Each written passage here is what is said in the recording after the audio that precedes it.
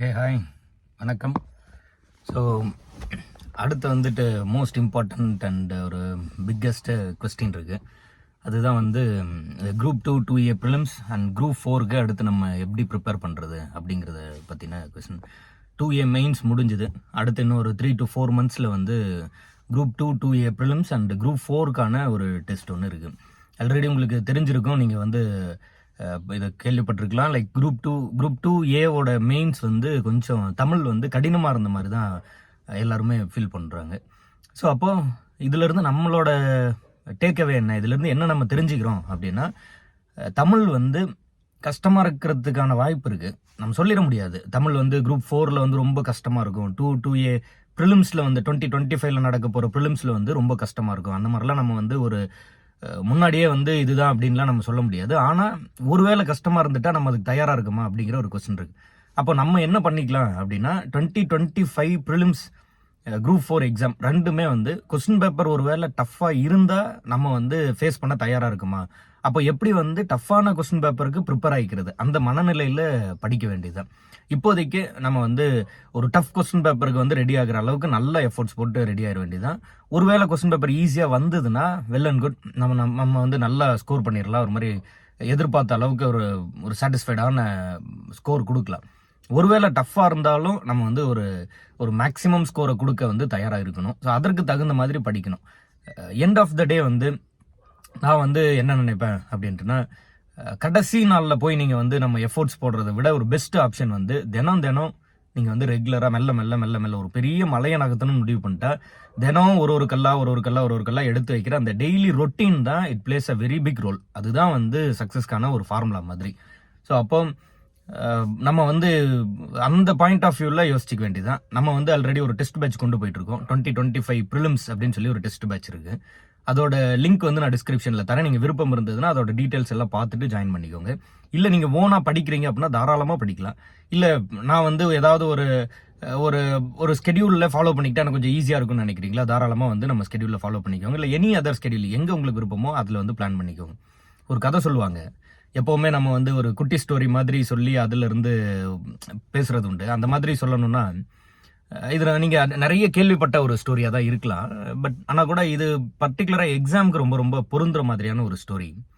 Which is அது என்ன அப்படின்ட்டுனா, நீங்கள் கேள்விப்பட்டிருக்கலாம். ஒரு ராஜா வந்து மக்களுக்கு வந்து ஒரு அறிவிப்பு கொடுக்குறாரு. 1 வருஷம் யார் வேணா என்னோட அரியணையில் உட்காந்துக்கலாம், ஆனால் 1 வருஷம் கழிச்சு உங்களை வந்து ஒரு விலங்குகள் அதிகமாக இருக்கக்கூடிய தண்ணி இல்லாத ஒரு பாலைவனத்தில் இல்லை ஏதோ ஒரு இடத்துல உங்களை கொண்டு போய் விட்டுருவேன், ஆனால் 1 வருஷத்துக்கு நீ ராஜாவாக இருந்துக்கலாம் அப்படின்னு சொல்கிறாரு. ஸோ அப்போ அந்த அறிவிப்பை கேட்டு ஒருத்தர் வராரு. 1 வருஷம் ராஜாவாக இருக்காரு. அதுக்கப்புறம் வந்து எப்பவும் 1 வருஷம் முடிஞ்ச உடனே அவர் சொன்னது போலவே கொண்டு போய் அந்த மரணம் வர மாதிரியான ஒரு விலங்குகள் இருக்கக்கூடிய ரொம்ப வாழ்றது கடினமாக இருக்கக்கூடிய ஒரு பகுதியில் கொண்டு போய் விட்டுறாங்க. அவர் வந்து இறந்து போயிடுறாரு. ஸோ அப்போ ஒருத்தர் அந்த மாதிரி போய் இறந்துட்டதுனால அடுத்தடுத்து அந்த 1 வருஷம் ராஜாவாக இருக்கிறது ஜாலியாக இருந்தால் கூட அப்புறம் கொண்டு போய் நம்மளை வந்து மரண படுக்கையில் தள்ளிடுவாங்க வச்சு அந்த மாதிரியான ஒரு இடத்துல கொண்டு போய் விட்டுருவாங்கன்னு சொல்லி எல்லாரும் பயந்துக்கிறாங்க. திடீர்னு ஒருத்தன் வந்து சரி நான் 1 வருஷம் வந்து ராஜாவா இருக்கேன் அப்படின்னு கேட்குறான். சரி அப்போ எல்லாரும் வந்து எப்படி இருந்தாலும் 1 வருஷம் ராஜாவா இருந்தா கூட அப்புறம் இறந்து விடுவானே அப்படிங்கிற ஒரு மாதிரி ஒரு மனநிலையில் பார்க்குறாங்க. அவனும் 1 வருஷம் ராஜாவா இருக்கான். 1 வருஷம் முடியுது. திரும்ப வந்து அந்த ஒரு டஃப்பான ஒரு இடத்துக்கு கொண்டு போய் விடக்கூடிய ஒரு நாளும் வருது. எல்லாரும் ரொம்ப சோகமா இருக்காங்க. 1 வருஷம் ராஜாவா இருந்தான், இப்போ வந்து கொண்டு போய் அவனை ஒரு ரொம்ப மோசமான ஒரு இடத்துல தள்ள போறாங்களே அப்படின்னு சொல்லி எல்லாம் வருத்தமா இருக்காங்க. ஆனா இந்த பர்டிகுலர் பர்சன் வந்து ரொம்ப ஹாப்பியா இருக்கான். யாருக்கும் புரியவே இல்லை, என்ன இப்போ சாக போறான் ஆனால் ஹாப்பியாக இருக்கானே அப்படின்னு நினைக்கிறாங்க. அப்போ கொண்டு போய் அந்த காட்டுக்குள்ள விடுறதுக்கான ஏற்பாடுகள் எல்லாம் நடக்குது. கொண்டு போய் அந்த காட்டில் விடுறாங்கன்னு வச்சுக்கோங்க. கொண்டு போய் விடும்போது தான் பார்க்குறாங்க, அந்த 1 வருஷம் அவன் ராஜாவாக இருந்தான்ல, அப்போ வந்து 1 வருஷம் கழிச்சு இவனை கொண்டு போய் ஒரு பகுதியில் விட போறாங்கன்னு ஒரு இடம் இருந்துச்சுல்ல, அந்த இடத்த அவன் ராஜாவாக இருக்கும் போதே நல்ல வசதிகளோட அடுத்தவன் வாழ்றதுக்கு தேவையான எல்லா விஷயத்தையும் அந்த இடத்துல ரெடி பண்ணி வச்சிடறான்.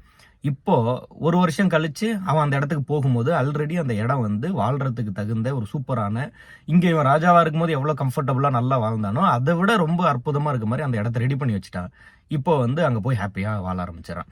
ஸோ இதில் நம்ம என்ன புரிஞ்சுக்கணும்னா, நமக்கு வந்து இப்போ ஒரு நல்ல ஒரு டைம் இருக்கும்போது, நேரம் நல்லபடியாக வந்து நமக்கு வந்து உழைக்கிறதுக்கான வாய்ப்புகள் எல்லாம் இருக்கும்போதே உழைச்சு நம்ம வந்து அந்த உழைப்பின் ஒரு ரிசல்ட்டாக வந்து அடுத்து வரக்கூடிய நாட்களை வந்து செம்மைப்படுத்தி வச்சுக்கணும். இது வந்து ஒரு சூப்பரான ஒரு ஒரு ஈஸியான டெக்னிக். இதுதான் வந்து நம்ம வந்து நல்லா புரிஞ்சு வச்சுக்கணும். நேரம் கிடைக்கும் போது, வாய்ப்பு இருக்கும்போது அதை பயன்படுத்தி உங்களால் ஒரு மேக்ஸிமம் என்ன எஃபோர்ட் கொடுக்க முடியுமோ அதை கொடுத்து கொண்டு போய் வந்து நீங்கள் வந்து அந்த அடுத்து இருக்கக்கூடிய இயர்ஸுக்கு வந்துட்டு என்ன தேவையோ அதை வந்து தயார்படுத்தி வச்சுக்கிறது. ஸோ இது புரிஞ்சுக்கிறீங்கன்னு இருக்கேன். ஸோ இதில் வந்து ஒரு ஒரு டேக் அவேவா நீங்கள் என்ன புரிஞ்சுக்கலாம் அப்படின்ட்டுனா, எக்ஸாம் வந்துட்ட பிறகு, ரிசல்ட் வந்த பிறகு, பரீட்சை முடிச்சுட்டு வந்து அதுக்கப்புறம் நம்ம வருத்தப்படுறது இல்லை அதுக்கப்புறம் பேசுறதை விட மிக முக்கியமானது என்ன, பரீட்சை வரத்துக்கு முன்னாடி நோட்டிஃபிகேஷன் வந்த பிறகு ஒரு 3 மாதம் அல்லது ஒரு 50 நாள் 60 நாள் டைம் இருக்கும். அப்போ வந்து ஒரு பெரிய க்ரௌடு வந்து நான் படிக்கிறேன் அப்படின்னு சொல்லி ரொம்ப ஆர்வமாக வருவாங்க. ஓகே, ஆனால் கூட நோட்டிஃபிகேஷன்லாம் வரத்துக்கு முன்னாடி ஒரு கேப் இருக்கும் பார்த்தீங்களா, அப்போல இருந்தே படிக்க ஆரம்பிச்சிடணும். அப்போ வரும்போது நம்ம தயாரா இருக்குமா அப்படின்னு இன்னையில இருந்தே நீங்க வந்து அந்த அந்த பாயிண்ட் ஆஃப் வியூல இது பண்ணிக்கணும், ஃபோர்ஸி பண்ணிக்கணும். இமேஜினேஷன்ல நமக்கு தெரியுது அல்லது நம்மளோட அறிவு நமக்கு சொல்லுது இன்னும் கொஞ்ச நாள் கழிச்சு இந்த பரீட்சை வரப்போகுது அப்படின்னு சொல்லுது. மேபி ஜூன் மாசம் சொல்றாங்க, இல்ல ஜூலைல வரும், இல்ல ஆகஸ்ட்ல வரும், இல்ல செப்டம்பர்ல வரும், இல்ல அக்டோபர்ல வரும் இல்ல, அப்போ அன்னைக்கு தயாரா இருக்குமா அப்படின்னா அதுக்கு தகுந்த மாதிரி இப்போ வந்து நம்ம வந்து ரெடி ஆகிக்கணும். ஸோ அந்த விஷயத்த வந்து நீங்க மனசுல வச்சு படிங்க. இப்பவே தயாராகுங்க. இப்போல இருந்தே வந்து மெல்ல மெல்ல மெல்ல மெல்ல வந்து தயாராகிட்டே இருங்க, பாஸ் ஆயிடலாம்.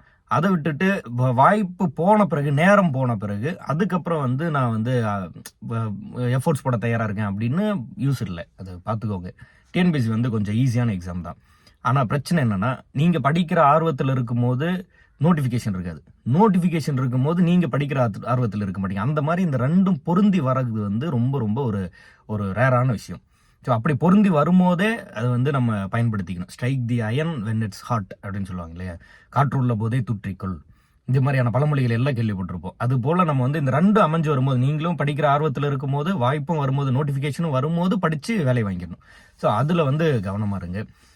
ஒரு ஒரு ஒரு மாதிரி ஒரு சில நாள் வந்து ரொம்ப மோட்டிவேட்டடாக இருக்கலாம், ஒரு சில நாள் வந்து ஒரு டல்லாக கூட ஃபீல் பண்ணலாம். வாட் எவர் இட் இஸ், எதுவாக இருந்தாலும் படிக்கணும், போய்கிட்டே இருக்கணும், அடுத்தடுத்து வேலை செஞ்சுக்கிட்டே இருக்கணும், படிச்சுக்கிட்டே இருக்கணும். அது மட்டும்தான் நம்மளை கொண்டு போய் கடைசிக்கு சேர்க்க போகுது. அதனால பிளான் பண்ணிக்கோங்க, ஒரு ஸ்கெடியூல் போடுங்க.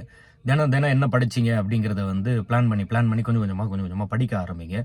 கோ ஃபார் இட். அது வந்து நல்லா முடிவு பண்ணிட்டு படிக்க ஆரம்பிங்க. படிக்கிறதுன்னு முடிவு ஆயிடுச்சுன்னா படிக்கணும், வெறித்தனமாக படிக்கணும். அதில் வந்து நீங்கள் எந்த காம்ப்ரமைசேஷனும் கிடையாது, உழைப்புக்கு வந்து ஒரு சப்ஸ்டிடியூட்டும் கிடையாது. டஃப்பான கொஸ்டின் பேப்பருக்கு ரெடி ஆகிறோம். ஸோ அது மாதிரி வந்து நம்ம பிளான் பண்ணி படிக்க ஆரம்பிச்சு, ஒருவேளை கொஸ்டின் டஃப்பாக இருந்தால் ரெடியாக இருக்குமா அந்த மாதிரி மைண்ட் செட் பண்ணி படிக்க ஆரம்பிச்சிருங்க. கவனம்.